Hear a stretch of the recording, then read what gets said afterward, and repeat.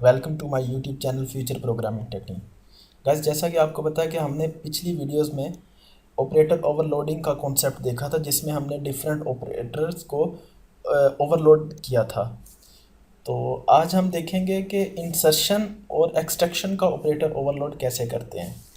उसके लिए सेम वही क्लास जो हम प्रीवियस वीडियोस में यूज़ करते आए हैं, डिस्टेंस की क्लास है, जिसमें दो डेटा मेंबर्स हैं मेरे पास। ये उनका डिफ़ॉल्ट कंस्ट्रक्टर है, पैरामीटराइज कंस्ट्रक्टर है, और इसी तरह ये एक डिस्प्ले का फंक्शन है। अब यहाँ पे मेन के अंदर असल में हमने ये काम करना है। सपोज करें जैसे हम करते हैं इंट, एक वेरिएबल बनाया मैंने, सी इन करते हैं उस वेरिएबल में, और सी इन करने के बाद हम क्या कर देते हैं, सी आउट कर देते हैं उस वेरिएबल को। अक्सर ये काम हम करते हैं। तो हमें कोई भी ऑपरेटर, ये जो ऑपरेटर है इंसर्शन का, ये ऑपरेटर और ये ऑपरेटर हमें ओवरलोड करना नहीं पड़ता, ये काम खुद ब खुद हो जाता है। उसकी वजह क्या होती है? उसकी वजह ये होती है कि ये प्रिमिटिव डेटा टाइप है। ये जो है ये प्रिमिटिव डेटा टाइप है। तो कंपाइलर ये चीज़ प्रोवाइड करता है कि प्रिमिटिव डेटा टाइप के इनपुट और आउटपुट जो होगी वो इसके फंक्शंस कंपाइलर प्रोवाइड करता है।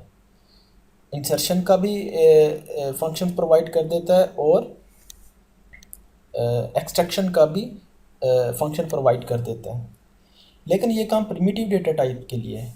अगर हम यही काम करना चाहते हैं कुछ इस तरह कि जो मेरे पास डेटा टाइप है D1, जैसे मैंने एक बनाया, यानी कि ये D1 क्या है, एक यूज़र डिफाइंड डेटा टाइप है। डिस्टेंस क्लास है मेरी, उसका एक ऑब्जेक्ट है। मैं ये चाहता हूँ कि सी इन, इसके अंदर मैं सी इन करना चाहता हूँ।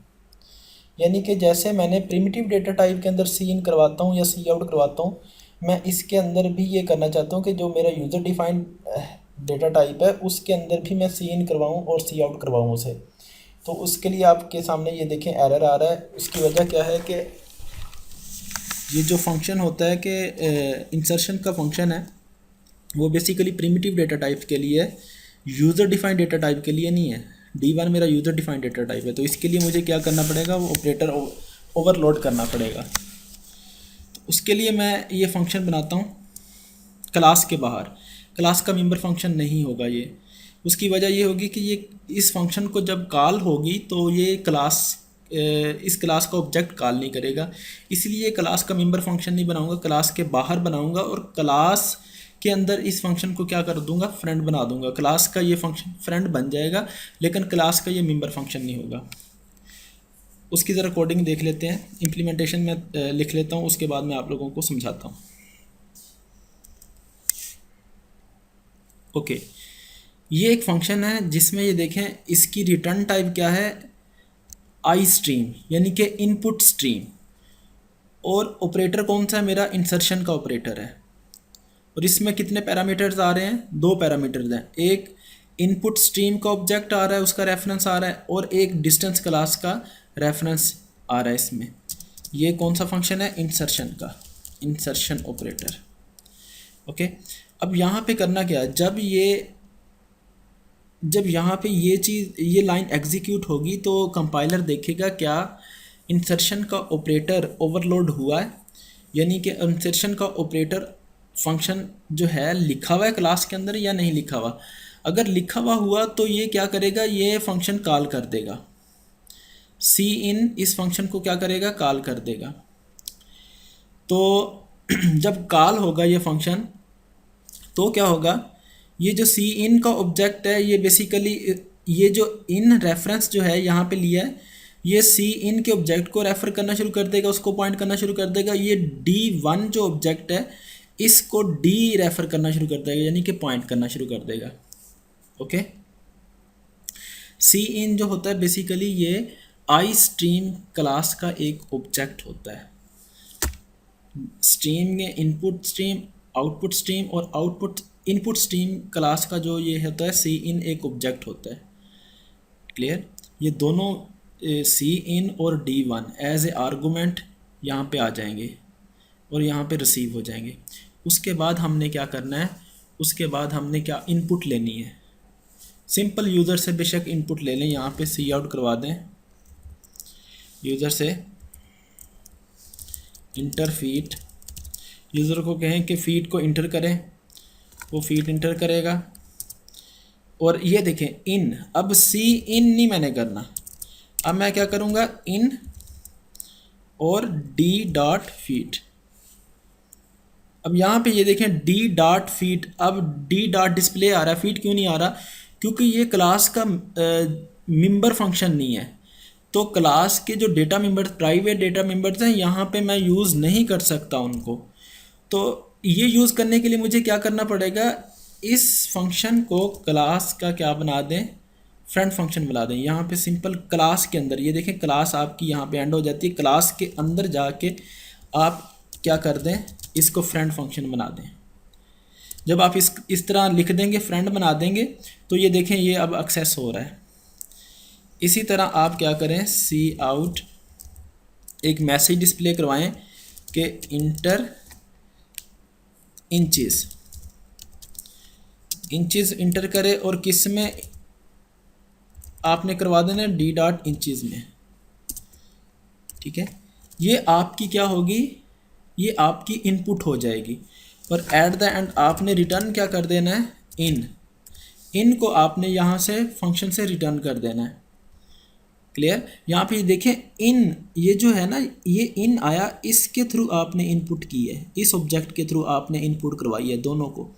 और एट द एंड आपने रिटर्न क्या कर दिया, इन रिटर्न कर दिया। ये आपका क्या बन जाएगा, इंसर्शन, इंसर्शन ऑपरेटर ओवरलोड हो जाएगा। अब ये आप काम कर सकते हैं, आप ये वाला काम कर सकते हैं कि यानी कि आप यूज़र डिफाइंड डेटा टाइप के अंदर सी इन करवा सकते हैं। क्लियर? अब मैं इसको क्या करवाता हूँ, एक और काम करता हूँ कि सी आउट D1, यानी कि मैं चाहता हूँ कि D1 डिस्प्ले हो जाए स्क्रीन पे। जैसे मैं एक प्रिमिटिव डेटा टाइप को डिस्प्ले करवाता हूँ, मैं यूज़र डिफाइंड डेटा टाइप को भी डिस्प्ले करवाना चाहता हूँ, लेकिन ये एरर आ रहा है। वही चीज़ कि ये एक्सट्रैक्शन का ऑपरेटर भी मुझे क्या करना पड़ेगा, ओवरलोड करना पड़ेगा। तो सिंपल जैसे ये किया था, इसी तरह मैं क्या करूँगा, एक्सट्रैक्शन का ऑपरेटर यानी कि आउटपुट स्ट्रीम ऑपरेटर एक्सट्रैक्शन का, और यहाँ पे वही चीज़ आउटपुट स्ट्रीम, उसके लिए आउट लिख लें, कोई भी यहाँ पे लिख लें, और आपका आ जाएगा डिस्टेंस डी। अब ये फंक्शन आप लिख लें यहाँ पे। इस फंक्शन के अंदर आपने सिंपल क्या करना है, सिंपल डिस्प्ले करवाना है स्क्रीन पे। आप सिंपल कुछ इस तरह करें, आउट फीट के आगे डिस्प्ले करवा दें डी डॉट। अब ये यहाँ पे देखें फीट नहीं आ रहा, यानी कि डी डॉट फीट आना चाहिए, यानी कि ये चीज़ आना चाहिए, एक्सेस नहीं हो रही। उसकी वजह क्या है, उसकी वजह ये है कि ये जो फंक्शन है क्लास के बाहर है। तो क्लास के अंदर मैं इसको बनाना, मैंने क्लास के अंदर इसका मेंबर फंक्शन क्लास का बनाना नहीं था, क्लास के बाहर बनाया।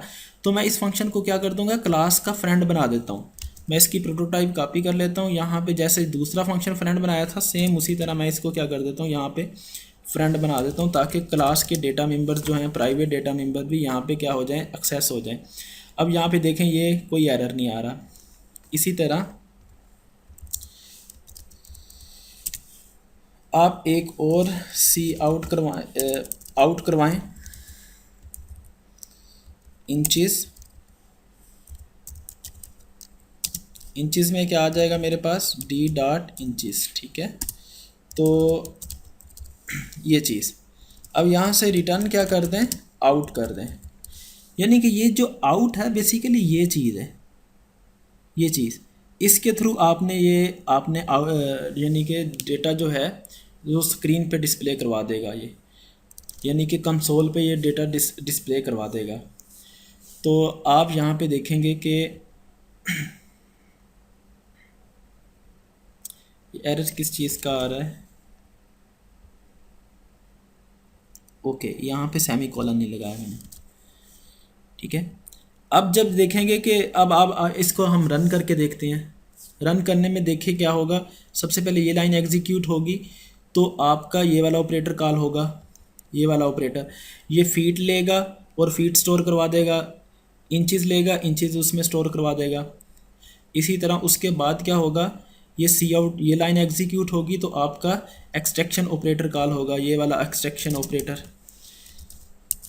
एक्सट्रैक्शन ये वाला जब कॉल होगा तो ये स्क्रीन पे क्या करवा देगा, डिस्प्ले करवा देगा।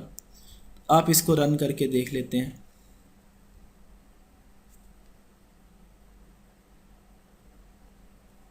यहाँ पे एरर शायद इस वजह से आ रहा है क्योंकि ये चेक करें, यहाँ पे भी एक फ़ाइल ओपन है, तो इसको मैं कमेंट कर देता हूँ, उसके बाद इसको क्या कर देता हूँ, रन कर देता हूँ।